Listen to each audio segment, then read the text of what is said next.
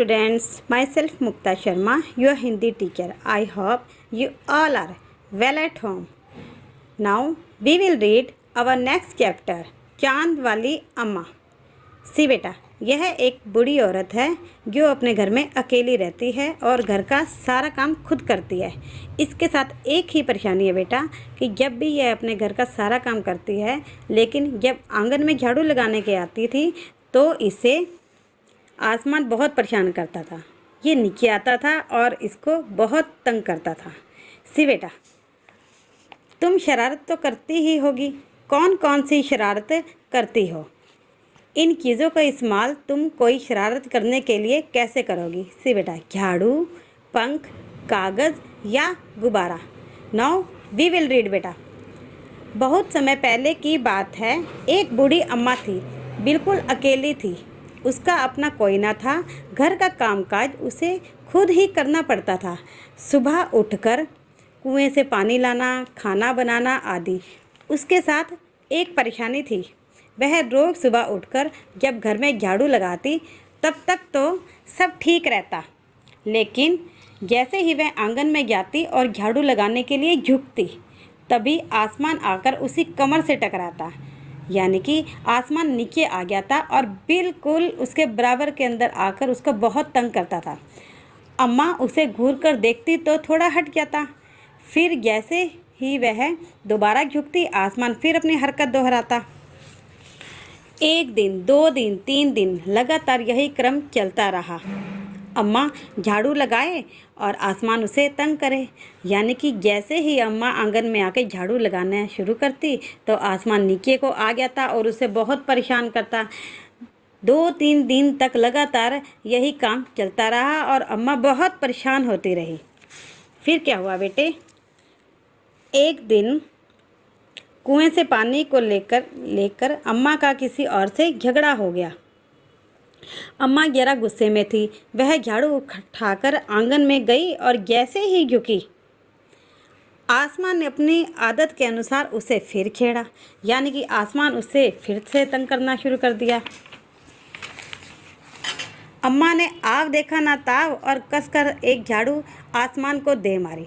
आसमान झट हट गया, पर वह भी अपनी आदत से मजबूर था। दूसरी बार फिर अम्मा के झुकते ही टक्कर मारने लगा। अम्मा ने फिर पूरी ताकत के साथ उस पर वार किया। लुक एट दिस बेटा। अम्मा जैसे ही झाड़ू लगा रही है, आसमान नीचे आकर उसे तंग करता है। फिर अम्मा उसको झाड़ू मारती है तो वो ऊपर हो जाता है। फिर दोबारा अम्मा झाड़ू लगाने लगती है, आसमान फिर उसे आकर तंग करता है। आसमान को अब एक शरारत सूझी। एक बार उसने झाड़ू पकड़ ली। अम्मा भी झाड़ू पकड़े थी। रस्सा कस्सी शुरू होगी। रस्सा कस्सी का मतलब होता है बेटा खींचातानी। झाड़ू का ऊपर वाला हिस्सा आसमान पकड़े हुए था तो नीचे वाला अम्मा। दोनों छोड़ने को तैयार ही नहीं थे। अम्मा चिल्लाई, छोड़ मेरा झाड़ू, मेरे पास एक ही झाड़ू है। अब सी बेटा, आसमान ने झाड़ू पकड़ रखा है और अम्मा ने झाड़ू पकड़ रखा है। आसमान ऊपर की ओर झाड़ू खींच रहा है, अम्मा उसे पकड़ रही है और कह रही है कि छोड़ मेरा झाड़ू, मेरे पास एक ही झाड़ू है। तब भी आसमान ने नहीं छोड़ा। बूढ़ी अम्मा तब तक रस्सा कस्सी करती रही और थक गई। आसमान ने झाड़ू खींचना नहीं छोड़ा। आसमान उसे बहुत परेशान करता रहा। अब वह झाड़ू के साथ ऊपर उठने लगा। अब आसमान ने क्या किया? झाड़ू पकड़ी और उसको ऊपर की ओर खींचने लगा। उसके साथ साथ झाड़ू पकड़े हुए अम्मा भी ऊपर जाने लगी। ये देखो बेटा, लुक एट दिस पिक्चर। वह चिल्लाई, मुझे नीचे छोड़ दे। आसमान ने कहा, अम्मा अब मैं तुम्हें नहीं छोड़ूंगा, ले चलूँगा ऊपर, वहीं झाड़ू लगाना।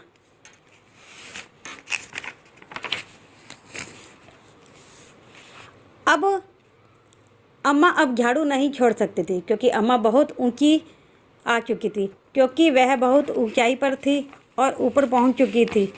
तभी उसे वहां चांद दिखा। अम्मा ने पैर बढ़ाया और चांद पर चढ़ गई, पर झाड़ू नहीं छोड़ी। अम्मा को जैसे ही चांद दिखा, अम्मा ने फटाफट चांद के ऊपर पैर रखा और चांद पे चढ़ गई। आसमान ने फिर शरारत सूझी। उसने सोचा, अम्मा तो चांद पर चढ़ गई है, यदि चांद उसकी मदद करेगा तो मैं हार जाऊंगा। इसे यहीं रहने दूँ। अब आसमान ने अम्मा को वहीं पर छोड़ दिया। ऐसा सोचकर उसने झाड़ू छोड़ दिया। अम्मा झाड़ू सहित चाँद पर रह गई। वह इतनी थक गई कि झाड़ू पकड़े पकड़े चाँद पर बैठ गई। आसमान ऊपर चला गया। उस दिन से आज तक अम्मा झाड़ू पकड़े हुए चाँद पर ही बैठी है। सी बेटा, ये आपकी कविता है। आई होप आपको आज की अपनी कविता लेसन समझ में आएगा। बाय बाय बेटा।